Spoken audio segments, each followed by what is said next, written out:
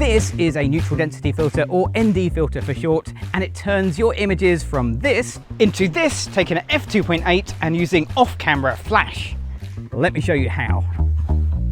To help me out today, I've got the amazing Chloe. Chloe's going to be the model for this photo session, but let's start with why you'd want to use an ND filter rather than high-speed sync flash. Well, there's a couple of reasons. The first one might be that your camera doesn't support high-speed sync flash, but I'm borrowing a Canon 5D Mark IV and that definitely does. Or maybe your flash doesn't support high-speed sync flash. Well, I've got a Flashpoint Evolve 200 Pro, that definitely does.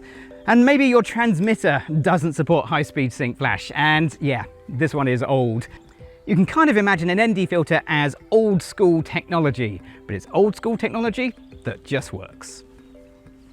Okay, let's talk about camera settings before I've put the filter on the camera. Now, I know I want to work wide open f2.8, and that gives me an exposure at the moment of a shutter speed, 200th of a second, ISO 100, and that gives me really good exposure on Chloe as it goes.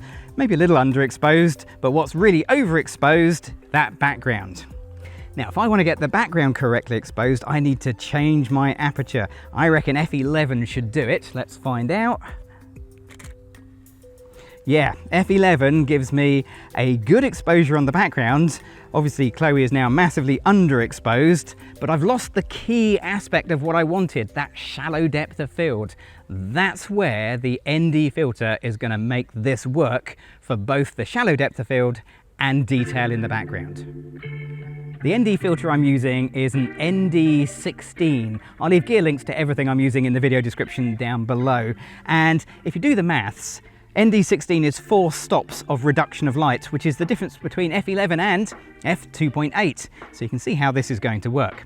Now, if you're choosing an ND filter, make sure you choose the one that fits your largest lens, because if you're going to use it on lenses with a smaller diameter, you can get what are called step-up rings. Step up because they allow you to step up the diameter of your lens to match your filter.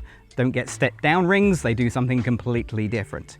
So in theory, if I do nothing more than add the ND filter, I will lose 4 stops of light, meaning I can go back to f2.8 and get the same exposure on the background. So now the background is slightly underexposed, which is the look I'm choosing to go for, and Chloe is very underexposed. And that's good, because where you get shadows, you can add your own light.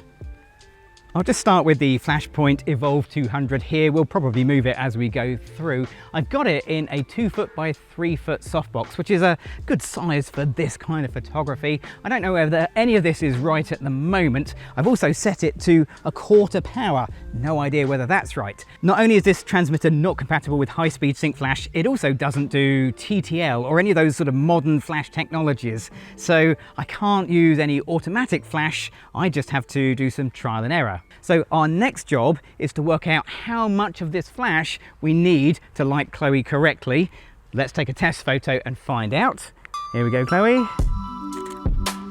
And at 1/4 power, well, it's definitely fired because we can at least see Chloe a bit, but clearly there's not enough light reaching Chloe. I reckon that's about 2 stops underexposed. Not an exact science, more of a feeling.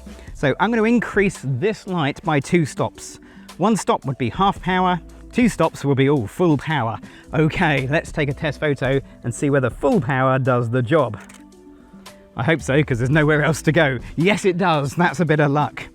The only thing I'm not happy about is the direction of the light. I'd like it to feel a little bit more natural and a little less flashy. So I think part of the reason it doesn't really feel right is the direction of the light on Chloe, because at the moment the natural light is coming in from camera left to camera right as we look at the picture, and our light on Chloe is coming pretty much 90 degrees to that. So I'm going to move this light, not 90 degrees because that would look a little bit too contrasty, but more like about 45 degrees. I'm also going to make sure that this light is high enough that I can actually see Chloe underneath the softbox, because again that'll be a simulation of the normal direction of light. And super important, at the bottom of my light stand I have a sandbag. Can't emphasize enough how important a little bit of safety is on an outside photo session. Okay, let's see if this works. Now it is technically a little bit closer to Chloe, so I might find I need to adjust something if it's a bit too bright. Let's have a little look. Okay, well straight away that feels so much better. Is it a little bit bright on Chloe? Perhaps. Now, if it is a little bit on the bright side, there are a few things I can do, but the one thing that isn't going to make any difference is the shutter speed. The shutter speed you set only affects the amount of ambient light, the daylight, that you record, not your flash. So if I wanted to lift the ambient light level a little bit, I could drop my shutter speed to, let's go for 1/25th of a second, and that keeps the flash the same, but the ambient just that little bit brighter. I think somewhere in between the two felt right, and I think I can turn the flash down to make Chloe less bright. So with a little bit of jigging around, you can get a nice balance that you're comfortable with. And once you've got everything locked down, you're good to go. So we can take a few photos. But before I do, I'm just going to check one thing just to make sure that the sun hasn't moved and actually put Chloe into a little bit of sunshine, which it has. We've got a little bit coming over her shoulder. So I'm going to reposition Chloe and then we'll take a few photos like this. Chloe, are you ready? Okay, here we go. Let's bring you towards me a little bit.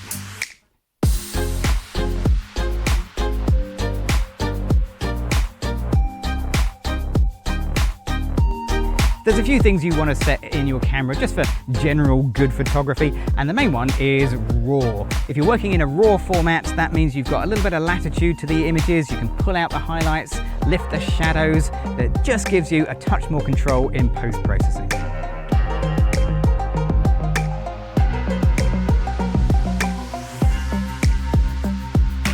Now you've got to remember, this might be a 200 watt second light, but it's got to pass through a 4-stop ND filter.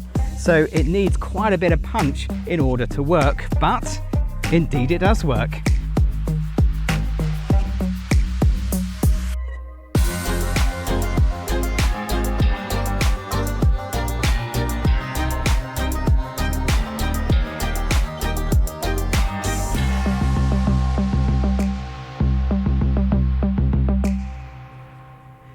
Using ND filters and flash is a really simple skill to learn, but an essential one, particularly if you use multiple brands of camera and you don't want to have multiple brands of flash transmitter, and maybe you're just borrowing someone's camera, like me. It's old school, but it super works. Now, if you want to find out more about what we're doing here, go down to the bottom, check out the links to Adorama, and of course, once you're down there, give this video a thumbs up if you've enjoyed it, and click on the subscribe button. I'm Gavin Hoey. Thanks for watching.